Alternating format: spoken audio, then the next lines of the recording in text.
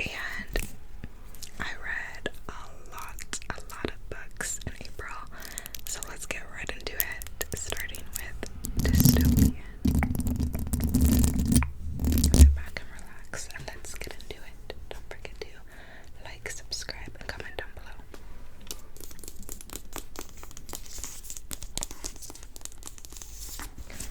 So first, I did finish the Ballad of Songbirds and Snakes in April. This, of course, is the Hunger Games book that follows President Snow in his adolescence. So it follows him while mentoring Lucy Gray during her Hunger Games. Let me move you.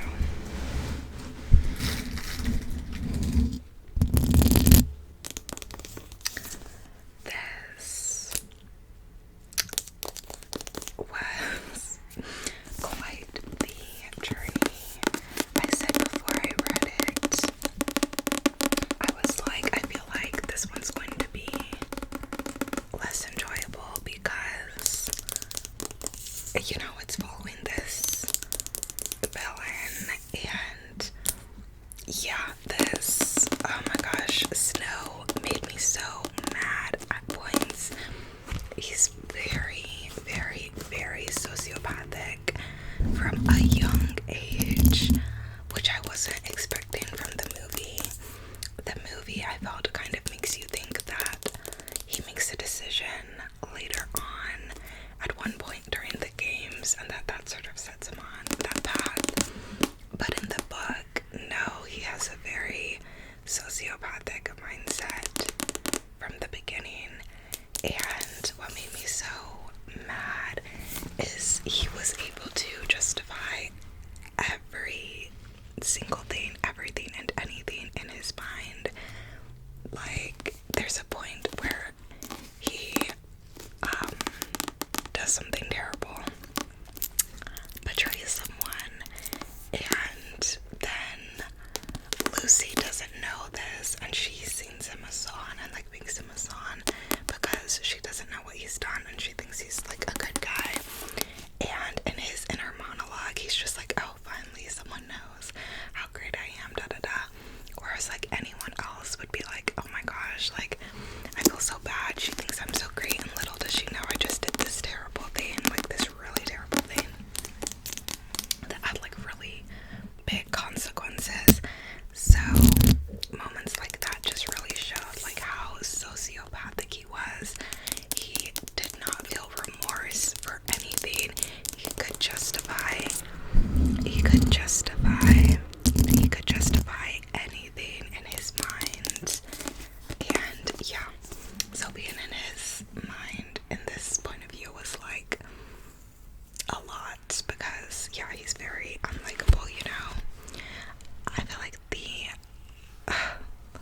the glare on my glasses is annoying me, so I might just take those off. But yeah, oh my gosh. Yeah, I will say I do think this was, I don't know, the pacing I feel like was off. This one is her longest book, and yeah, I felt like the first two parts were like really slow, and then the third part I felt like was when it picked up. And I also felt like the games were only like 100 pages, probably because we're following a mentor and not one of the tributes for the only book where it's like that. But I didn't really mind seeing less of the games, but honestly the game sequence was kind of boring, and yeah, it just wasn't super enjoyable being in his mind. And also there's a more open-ended ending, and the movie was like that too, so if you've seen the movie then you already know like the vibe.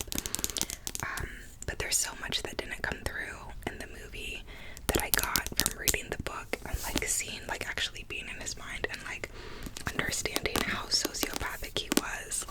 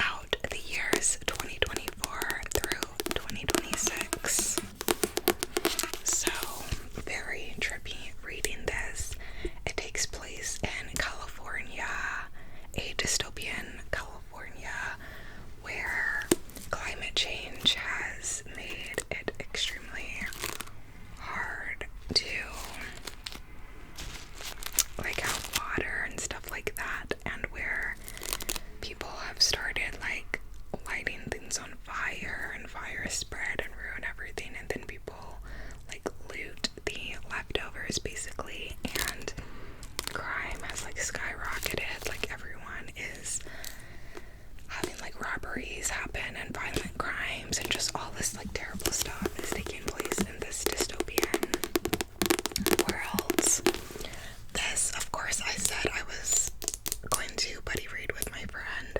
We didn't buddy read it because she had a library copy and I had bought my copy, so she had to return hers sooner, so we didn't end up buddy reading it, and she read it first. But I did read mine this month and it was interesting. I did grab a good deal. Oh, and I buddy read Ballad of Songbirds and Snakes too, and we'll be buddy reading Sunrise on the Reaping next.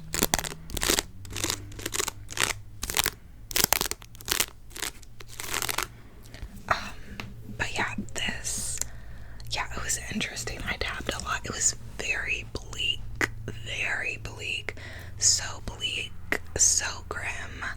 And yeah, some things were kind of similar to things that have happened today. Like there's a measles epidemic, like outbreak going on in New York in this book, and there has been one of those, and I think it was New Jersey, so right around that area, this year, so some of it was like eerily similar. And yeah, there's a big election happening in this book, and the guy's name is Donner, I believe, and he's basically establishing this thing where people can like pay to live in these communities where they like you don't, what is it, you like don't get wages, or you get very little wages, but they provide you housing, but you end up always getting less than you make, so it basically turns into like slave labor type stuff. So that happens, and yeah, there was just a bunch of really scary stuff in here that it's like, oh, that could totally happen, or like, oh, some of those things have happened and whatnot. Then there was a bunch of other stuff that was like way just darker and just so grim at such frequency that it was like, yikes. But yeah, I feel like this is kind of like a cautionary dystopian that was written, you know, like 30 years ago, and yeah, it was definitely a very interesting read, and yeah, it was very grim, though very bleak. Like I felt like there was like no hope in it, which was, you know, a bit like, and then reading Ballad of Songbirds and Snakes too, like it being from the mindset, the point of view of like this terrible guy we know from the original trilogy. Like I read 3 dystopians this month, and all 3 were very grim, very bleak. Like none of them I felt like had that vibe of like hope or like whatever that you think of with like YA dystopian usually.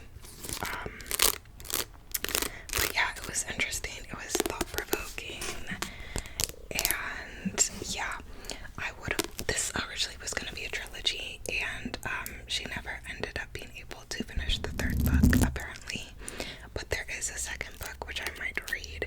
The 3rd book was supposed to take place with them living in space, because that's another thing in this book. People are talking about like space travel, like inhabiting Mars, like that type of stuff. So yeah, there was just a lot of really like applicable stuff and a lot of really crazy stuff, and yeah, it was interesting, but very, very, very dark, very, very grim. And yeah, after I read a 3rd of it, I just wanted like out the story. Same thing when I was reading that book, like after a certain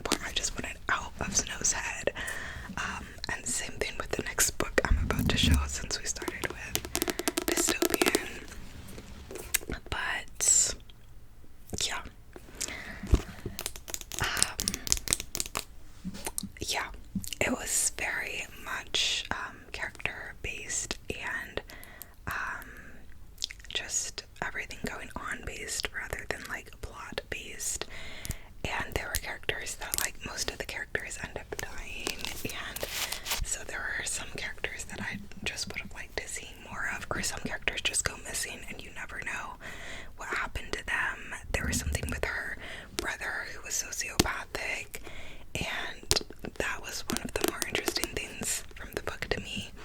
And her father, I really wanted to see more of her father because I felt his mindset and outlook was interesting, and I just wanted to see more of him and more of their dynamic. And at a certain point in the book, like, you don't see him anymore, and I would have liked to see him more, basically. But yeah, Parable of the Sower.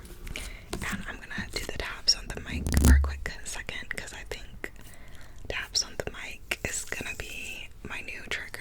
I've never seen anyone else do it, and I think it's divine. So let me know in the comments if you like taps on the mic too, or if you think this is a good new trigger and would want to see it again.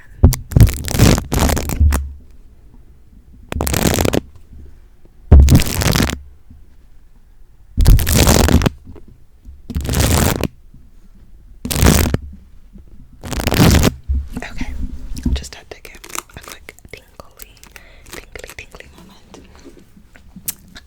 And then that brings us to the last dystopian of the bunch, which is I Who Have Never Known Men by Jacqueline Hartman, translated by Roz Schwartz.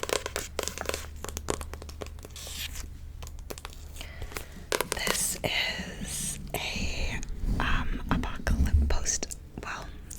apocalyptic story about a girl who lives in a bunker with this group of like 20 other women. Was it 20? No, 40. Oh my gosh, so 39 other women.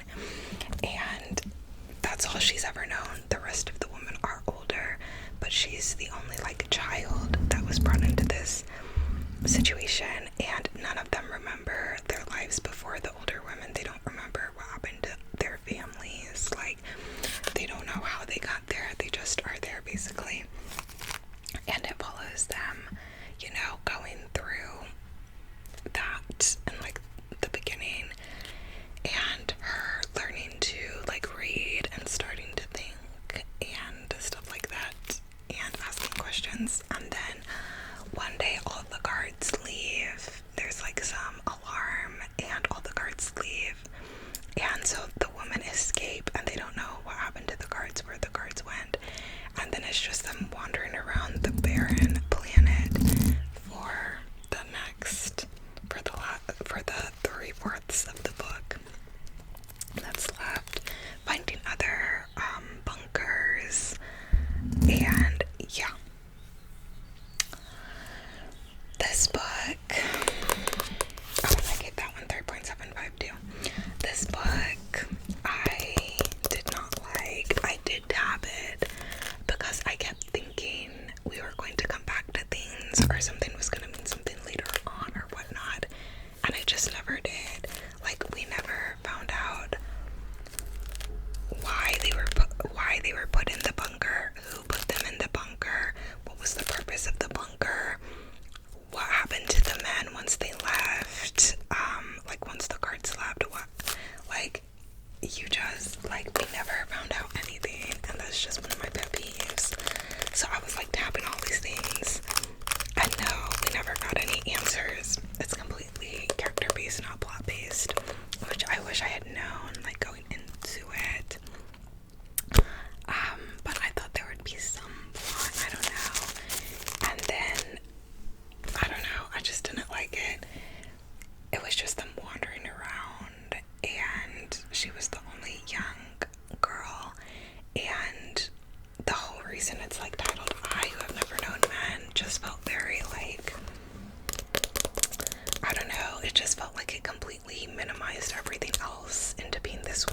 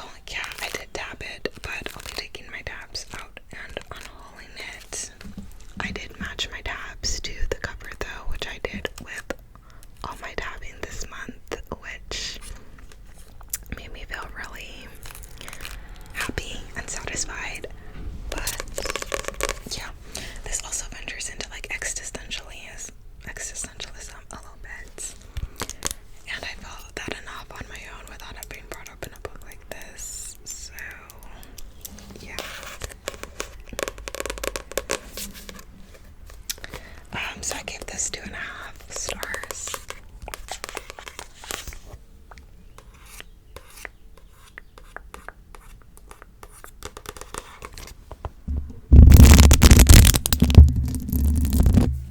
Okay. Next up, we have the last classic, because that was a classic as well. But this one is not a dystopian. It's a gothic romance, kind of. I don't consider it a romance, but many people do. And that is Wuthering Heights by Emily Bronte. Wuthering Heights, Wuthering Heights, Wuthering Heights.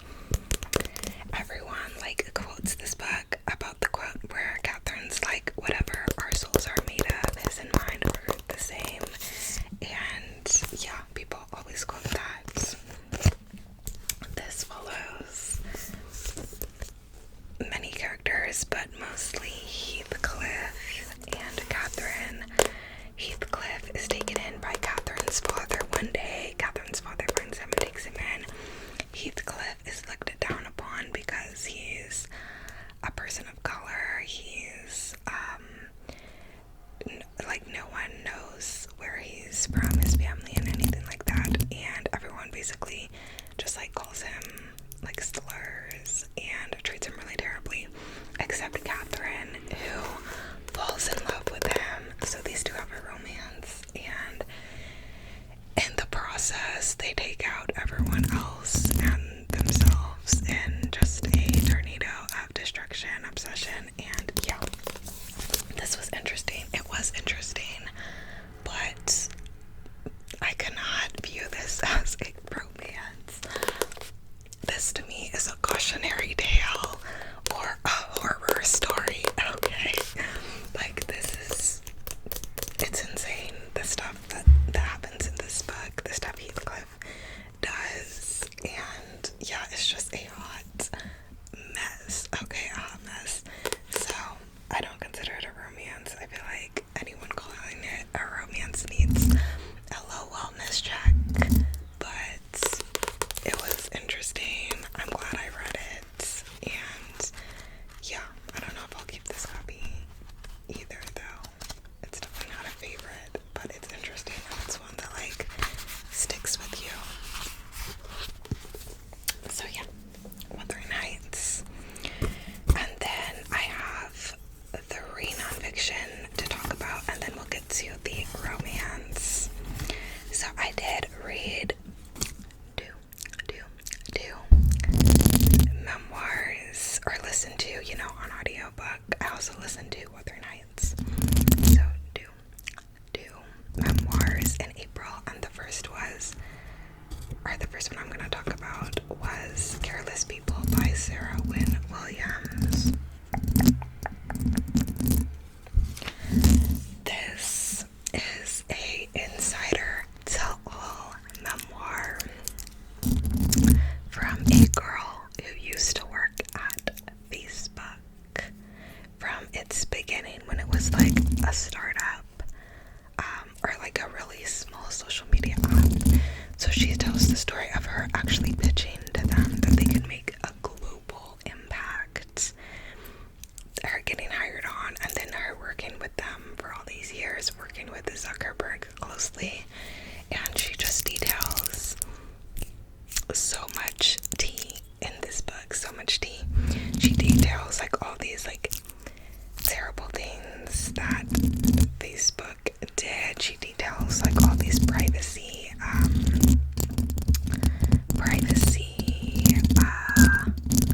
barriers being broken. She details Zuckerberg apparently wanting to run for president, and his role model being President Jackson.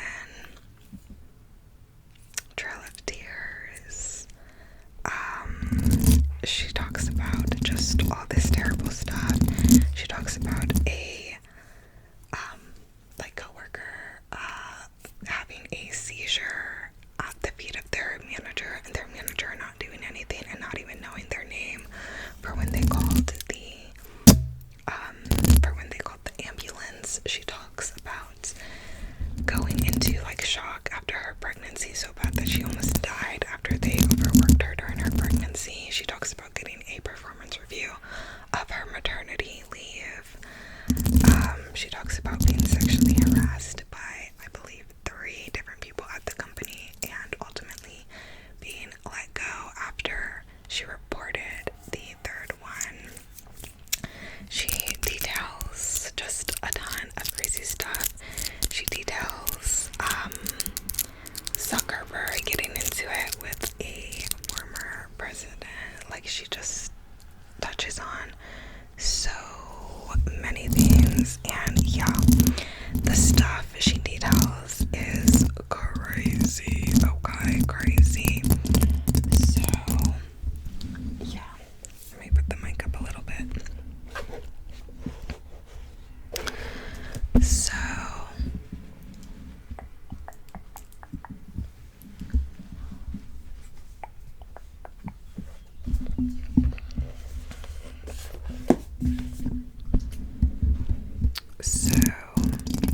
yeah, it was just a crazy read. It was just a crazy read overall, and yeah, it was just really crazy. Maybe that's a little too high. Okay, there we go. It was just crazy. I would highly recommend, and the only reason I found out about this book is because I saw the publisher made a statement and was like, we are not going to be intimidated, because apparently Facebook was trying to get them to like not publish or promote the book, allegedly. So I'm assuming all the things in our book are alleged, but yeah, it was just crazy. I would highly recommend Insane Tell-All. I did want to see a little more accountability from the narrator though, because since she was with them from such an early point in the company, like I felt like she definitely must have helped protect their interests throughout all these terrible things she detailed as well. So I was kind of like, okay, I feel like you also did crisis management for them with a lot of these things, and she was not taking accountability for that part. But I still felt bad for her for all the other terrible stuff they did to her, like hello. And I also can see why she probably doesn't want to why she wants to distance herself from the stuff, because she probably doesn't want to be involved for legal reasons if there's like lawsuits and stuff. But yeah, I also listened to the audiobook for The Year of Yes by Shonda Rhimes, and this was amazing. This is one of the best memoirs I've ever listened to. Shonda Rhimes, of course, like wrote and produced Grey's Anatomy, Scandal, Private Practice, How to Get Away with Murder, Bridgerton, you name it. She is iconic. No one writes TV like her. She was the first to do so many things. And yeah, her book was just fantastic. She talks about how she was always an introvert and always said no to a lot of things. And then her sister's like, you never say yes to anything, and it changed her life. She went on this journey to say yes to everything she wanted to do, or even saying yes to say no to things she didn't want to do, and drawing boundaries with people and stuff like that over a year. And it was just fantastic. I highly, highly, highly recommend. It was simply fantastic. And then I also listened to Want by Gillian Anderson, which is a compilation of anonymous notes by women detailing their wants. So, sexual fantasies, kinks, preferences when it comes to love, relationships, dating, etc. And it had stories from all different types of women, from all different types of identities. Queer women, straight women, women of color, just like every identity of women. And I really appreciated the diversity, and I really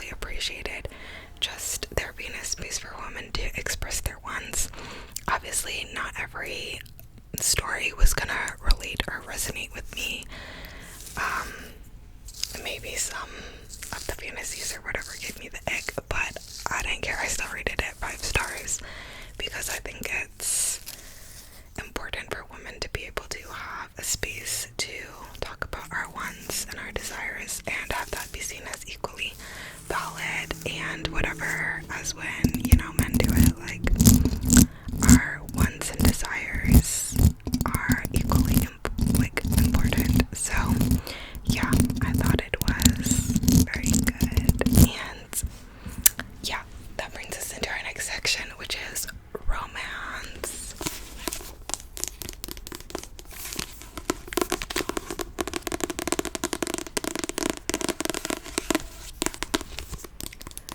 Starting with First Time Caller by BK Borison.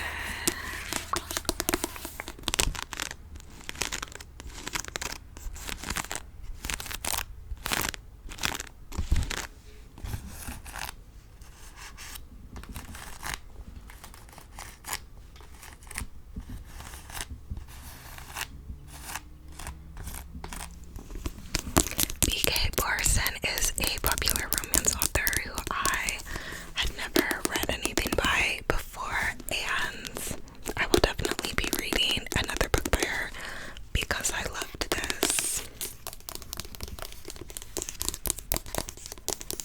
Absolutely loved this. It's a Sleepless in Seattle inspired romance, and it follows Aiden Valentine and Lucy Stone, and Lucy is a car mechanic who's also a romance fanatic, and she's a single mom. She has a daughter with her best friend who has his own partner and family of his own now, and I loved that dynamic. Her best friend, who's the father of her child, oh my gosh, that was such a different dynamic, and I so appreciated having a fresh dynamic instead of the jealous ex storyline that happens in romance books, where it's the father of their child is trying to get them back or sabotaging them or ruining their career or whatever. It was so nice to have a supportive ex in this book. It was such a fun, different dynamic. Also, her being a car mechanic, it was so different. I feel like I've never seen that. Definitely never seen that in a romance book before. And then Aiden Valentine is a talk show host for this romance show, but he's become skeptical of love after all these people calling in over all these years.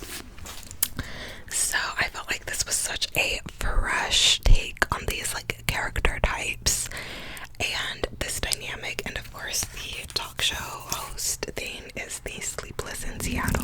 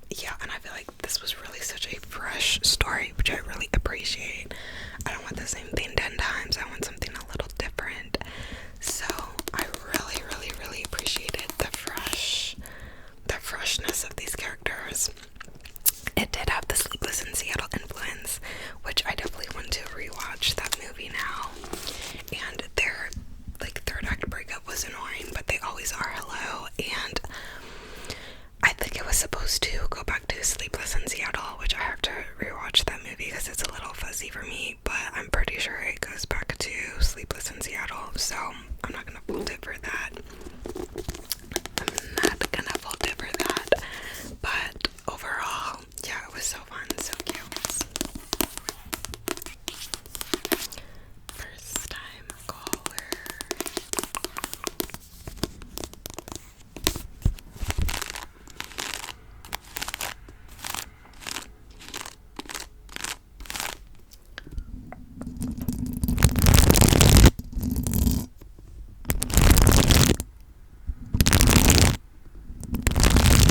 And I did, of course, match the tabs to the book again.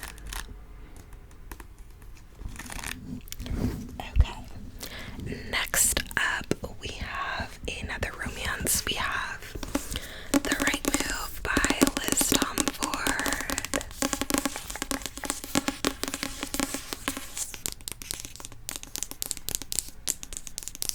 Liz Tomford is another popular romance author who I had never read anything by before this month, and I tabbed it a ton.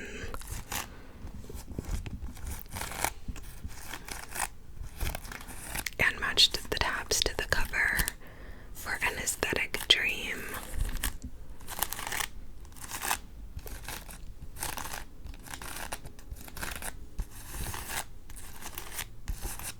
And yeah, I loved this one too. I gave this one like 4.5 to 5 stars. And yeah, oh my gosh.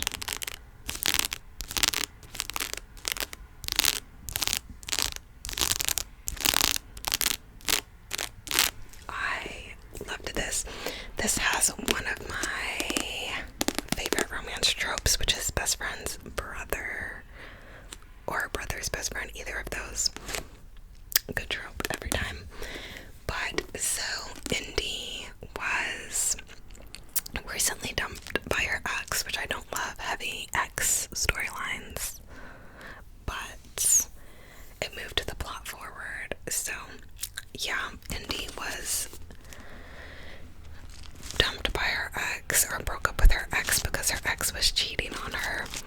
In the process, she lost her apartment. Her cheating, lousy ex got it. She now needed a place to stay.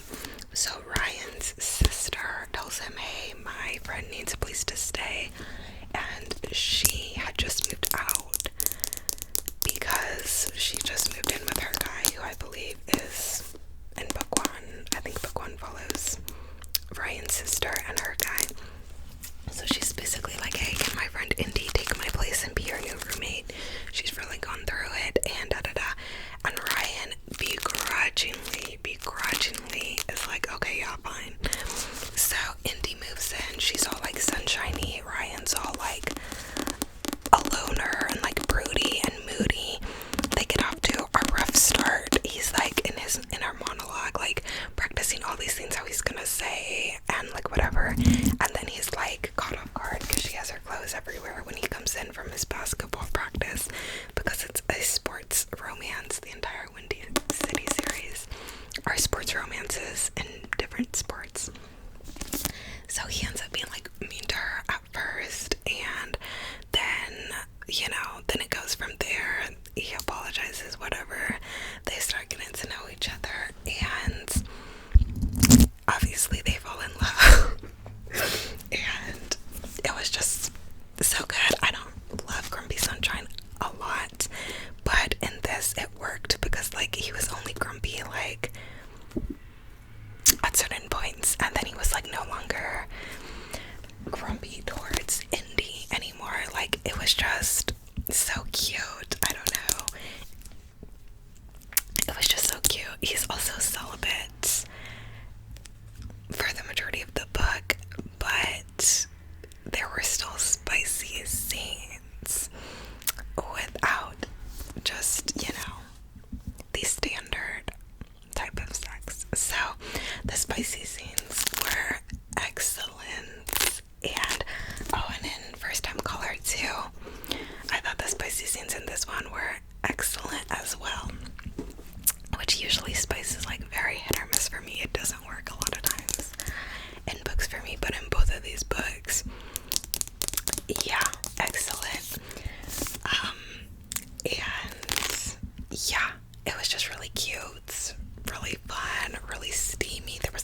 yearning.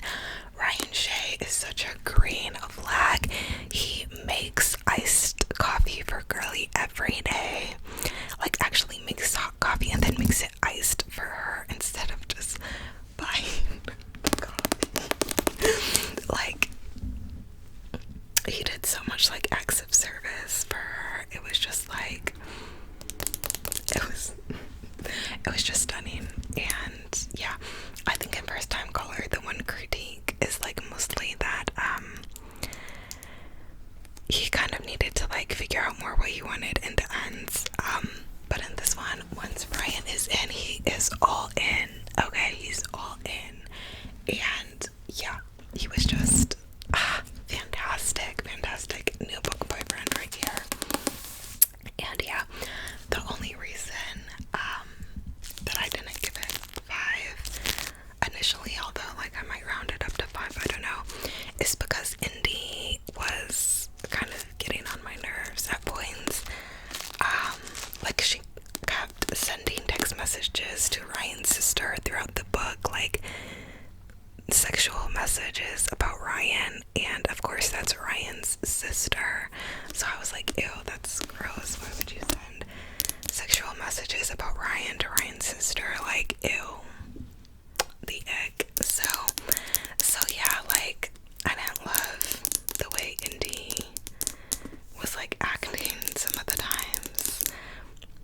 Not even the way she was I don't know. Just little stuff like that. I was just like, because it was throughout the book, like literally till the end, and I was just like, oh my gosh, give it up. Like, why are you texting sexual things about this man to his sister? Like, stop. And the sister kept being like, ew, stop. Or she wouldn't even reply. And Indy just kept sending them, and that just annoyed me. I was just like,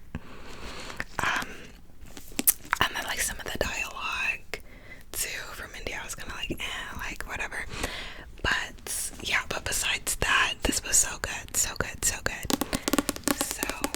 yeah, Indy's also like super into reading, and she finishes 3 books a week and whatnot, which I know some people said that was like unrealistic, but I don't think it's unrealistic because that's like the pace that I'm on currently when I'm in my reading bag.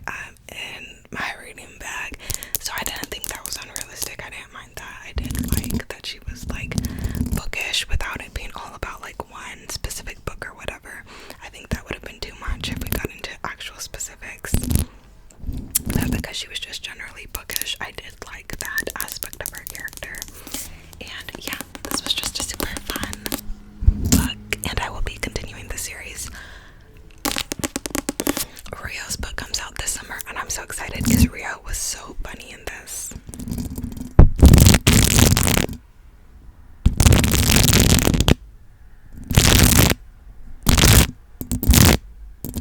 Let me know in the comments down below if you like the taps on the mic, and if you consider it mic brushing or mic scratching, because yeah, I love this. And if you see everyone doing this in 2 months, then just now, trendsetter. But no, we'll see. We shall see. Unless someone's already done it, but I haven't seen anyone do it yet. Who knows?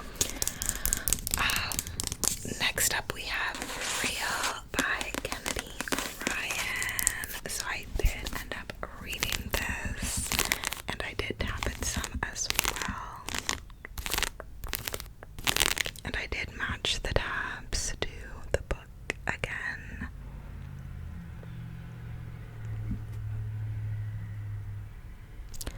And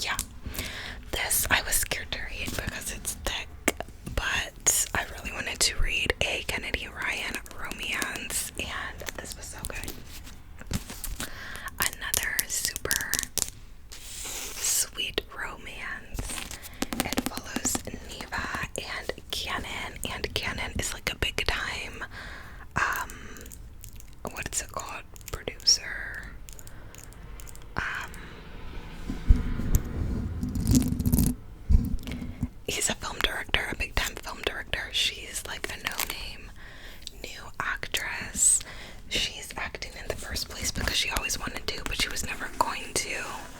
But then her sister tells her that she's pregnant with her boyfriend's baby. This is at the beginning of the book.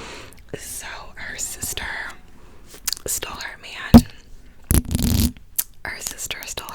Yep. And then that gives her the push to go and start working on Broadway because she doesn't want to be around her family anymore for good reason. So that's what starts it all. Cannon sees her perform and he's like, yes. As soon as he sees her, he's like, she's the one. She's who I want to cast. Like, she's the moment. Everything, da da da. And it goes from there. Of course, they have a little romance. And yeah, you also get like excerpts from the like play or film, like the script. So that's cool. It has some mixed media. It also has singing. I did get the audio book for this too. So like when there would be the singing, it was actually done well, which usually in books and audiobooks when they start singing, it's like, oh, wrap it up. But no, it was done really well in this book. The audio narrators were fantastic for this, and they also were for first time color, because I also had the audio with that one. And yeah, this was a really good romance. It does tackle deeper themes. She does have lupus, so there is like her dealing with like flare-ups and stuff like that. And yeah, it definitely has some like deeper stuff, definitely. But overall, it was really good. The romance between the two of them was really sweet. They had really good chemistry. The smut scenes were like super intense. Like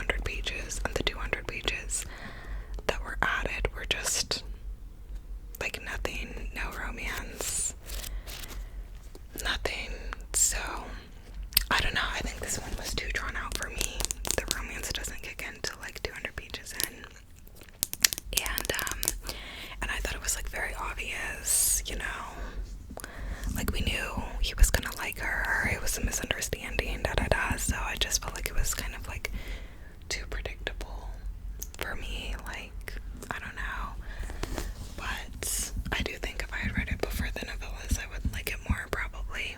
But yeah, and then at the end there were like twists going on that just didn't work for me. Like, it got very kind of outlandish, and I don't know, it just wasn't working for me at the time. So I didn't end up loving this one. And then there was a friend thing that came up again too, where this friend who did something really terrible in the past, like, meets up with her later in the book and is like, hey, can we be friends again, da da da.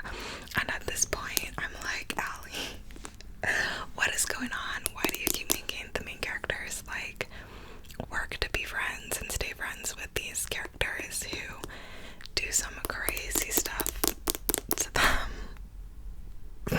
Like, I can't. At this point I'm like, okay, it's a no from me. But yeah, so for those reasons I didn't end up loving it. But I don't know, I still have hope for Love Theoretically, which I also own by her, so hopefully that one I will love. I have a good feeling about it. I don't know, we'll see. Also, I know she has one coming out later this summer, and it's gonna be like a break from the STEM ones, I think. I think it's like a older guy that she's always been interested in or whatever, so that one sounds like it'll be, you know, a little different. So I have high hopes for that one. But yeah, this one was not it for me. I ended up giving it 2.5 stars. But yeah.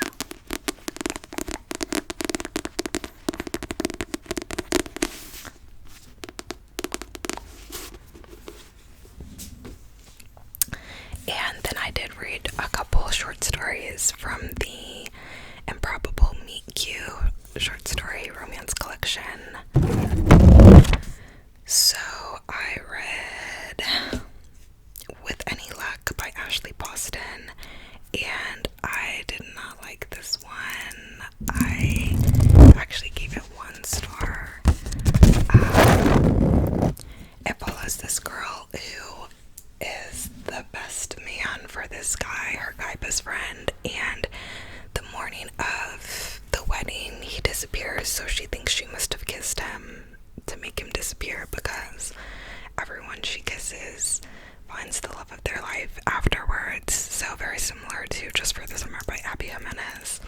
And I meant to look up which one came out first, because Abby Jimenez is also in that short story collection, so I was like, this is kind of awkward for whichever one kind of copied the other one. I don't know.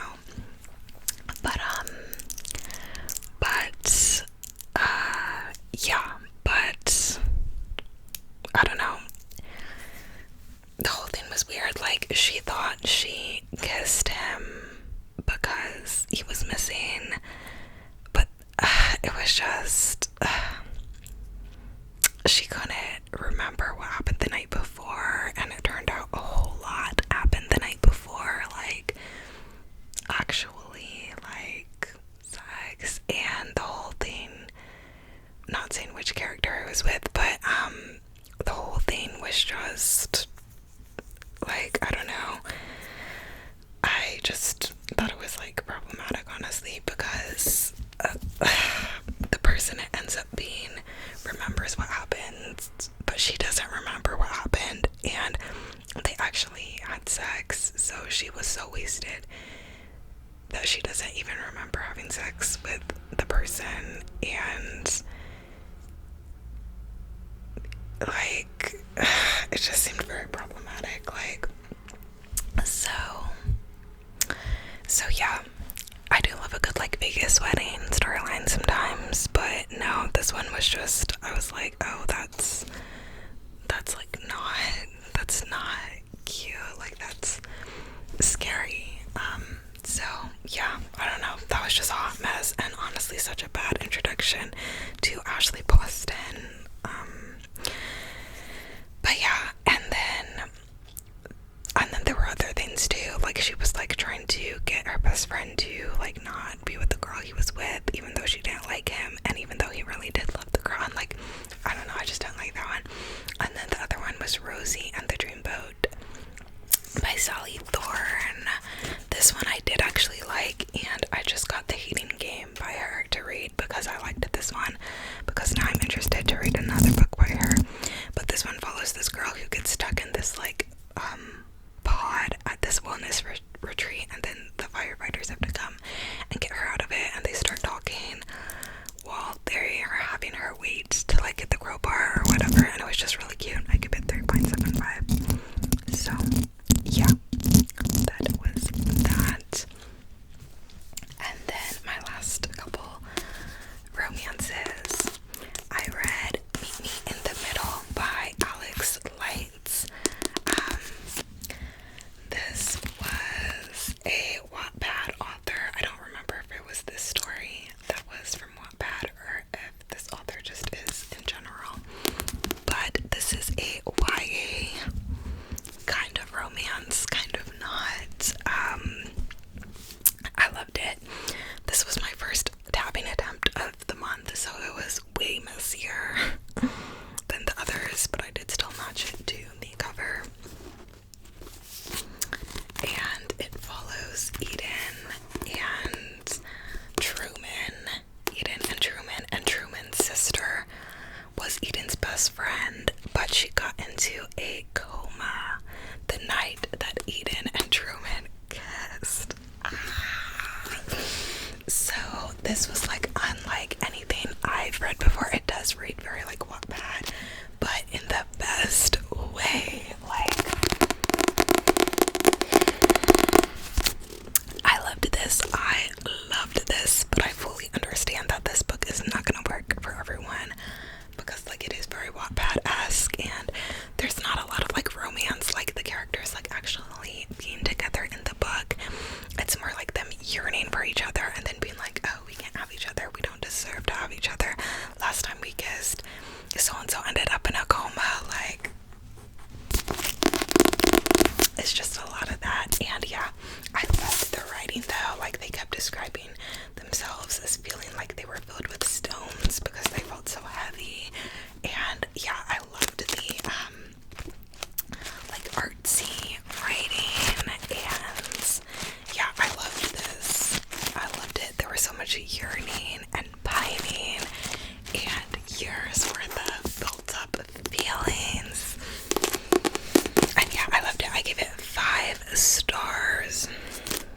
I loved it, but it's unlike anything I've ever read before, and it's not like a romance where like it's nicely tied up in the end, where it's like, you know, the guy's gonna get the girl in the end and like they ride off into the sunset happily ever after. That is not this book, okay? So I fully know this is not gonna be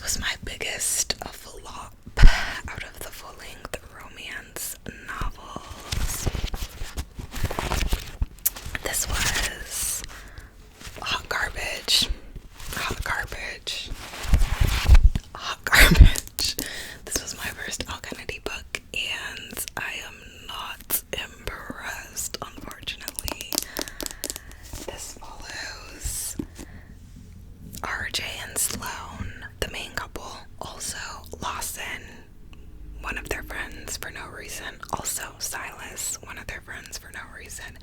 And also Fen, another one of their friends for no reason.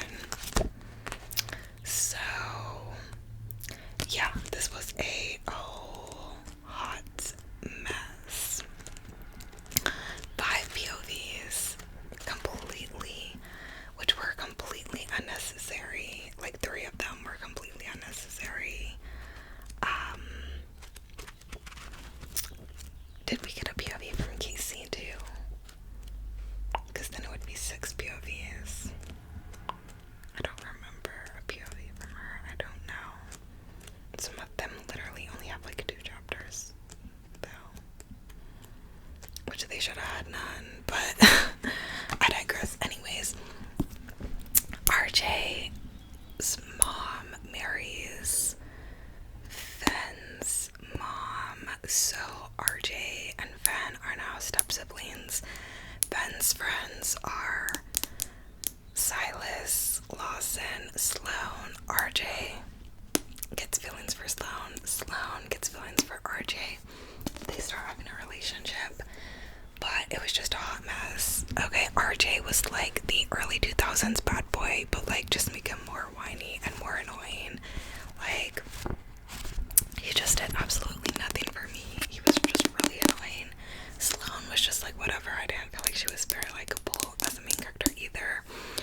Lawson's point of view chapters are just random side quests of this kid hooking up with the teachers, and Miss Al Kennedy tried to make us okay with it by saying that he was 18, but he's still a student in his last year of high school.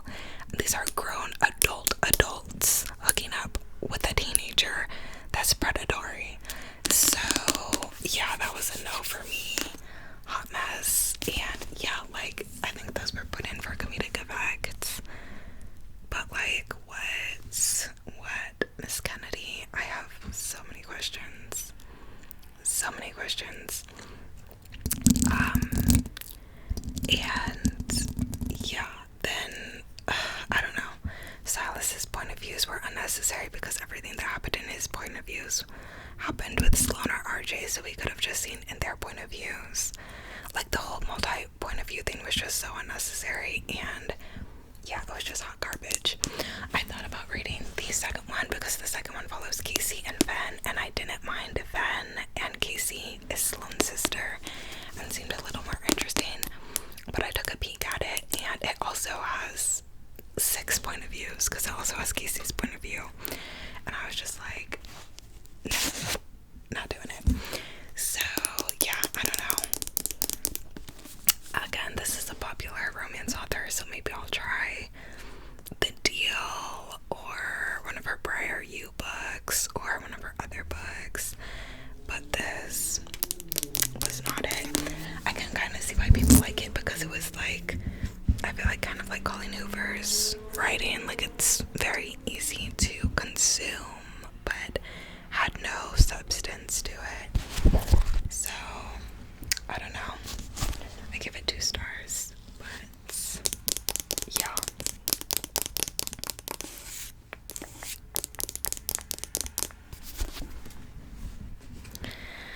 And then I had one dark romance that I read on my Kindle, and that was Darkest Sins by Neva Altaj. This was a dark stalker romance. She is also like the daughter of like a mafia guy, so she has like some dark stuff going on in her environment already, and then he's a hitman, and they meet because she sees him like on the side of the road injured, and she offers to help him, and she's like, let me take you to the hospital. He's like, no hospitals. She's like, fine, I'll take you to the vet clinic I work at. She takes him to the vet clinic, and then after that he just will, he'll literally like nick his hand or something to have a reason to like go in and see her at the clinic. And yeah, it's just a whole thing, but I loved this. I don't know, except the last like 100 pages was like unnecessary. Like, one of those things where like in dark romances they always make try to make too much happen. Like, they add like 100 pages of crazy plot that just, it's like, we don't care. Like, we don't care. But yeah, so besides the last 100 pages, everything else was like so, oh my gosh, I was loving it. Like, she wants like parsley, and he can't find parsley anywhere, so he goes to he goes to this farm and like hand digs like celery root. Leaves money for that farmer, takes what he hand and then like gives it to the girl, leaves it for the girl, like thinking that it's parsley, like the lengths he goes to for the girl. I just loved it. I loved it. I gave it 4 stars, only because like once it got off into the crazy plot, I was like, okay, we're doing too much. We're doing too much now. We don't care. Get back to the goods. But yeah, that was that. That's part of the Perfectly Imperfect series as well, which I'll probably read more of. I didn't have to book from that series before, but now I feel like I should give it another go. Then I have a couple short stories to talk about. I'm not going to talk about all of these, but I read 4 of the Into the Shadow short stories.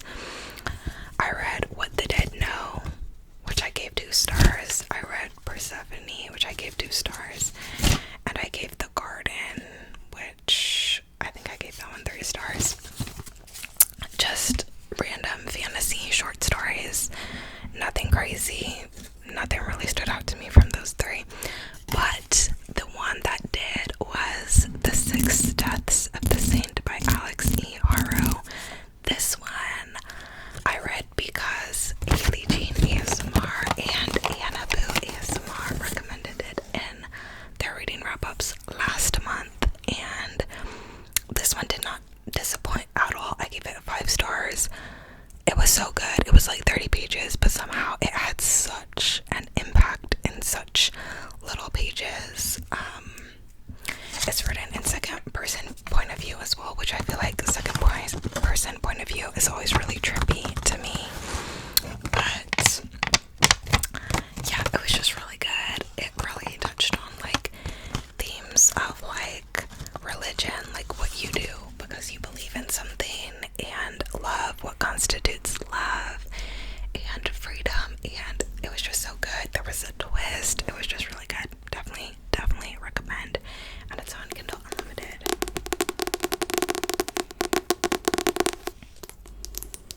And then we are down to the last 2 books, which are my 2 fantasy books. So I did read This Wicked Fates by Kaylin Byron in April.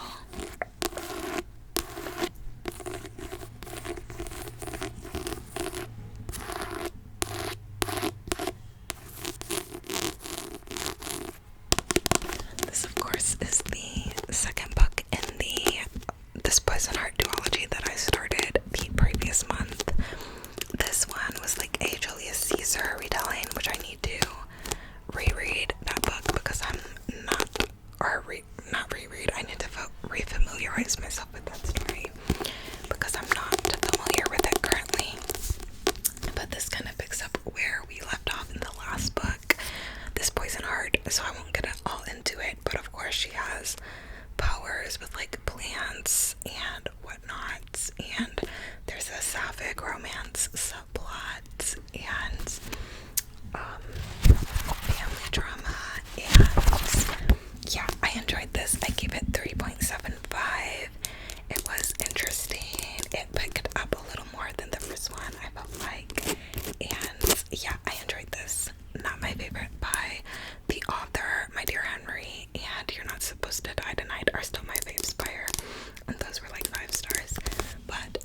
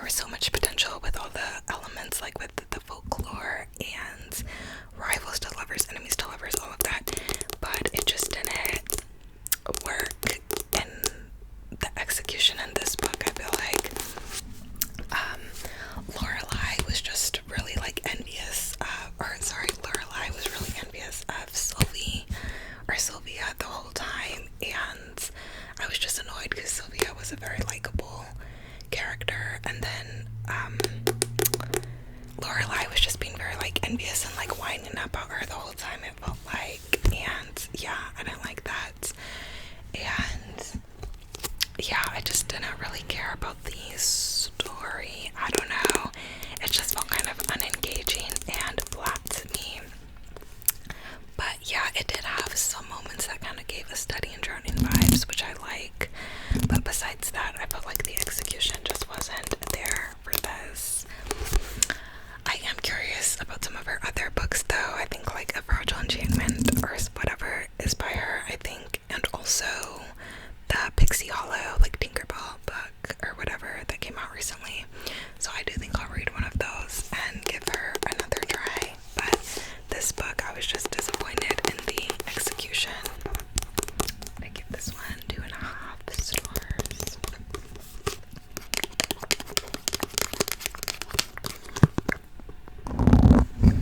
But yeah, those are the many books I had to talk about from April.